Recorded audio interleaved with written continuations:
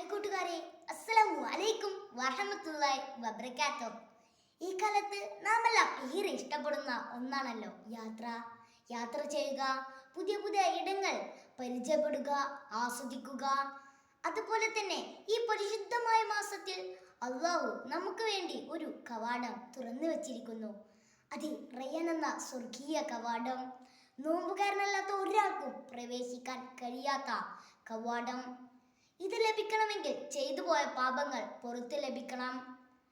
അതിനുള്ളൊരു സുവർണാവസരമാണ് റമദാൻ. റമദാനിൽ 3 കാര്യങ്ങൾ നിർദ്ദേശിക്കപ്പെട്ടിരിക്കുന്നു. 1. പകലിൽ നോമ്പനുഷ്ഠിക്കുക. 2. രാത്രി ധാരാളം നമസ്കരിക്കുക. 3. ലൈലത്തുൽ ഖദ്റിൽ ദീർഘമായി നമസ്കരിക്കുക. ഇവ 3ഉം അള്ളാഹുവിൽ നിന്നുള്ള പ്രതിഫലം ആഗ്രഹിച്ചുകൊണ്ട് ചെയ്താൽ നമുക്കും റയ്യാനിലൂടെ കടക്കാം. അള്ളാഹു അനുഗ്രഹിക്കട്ടെ.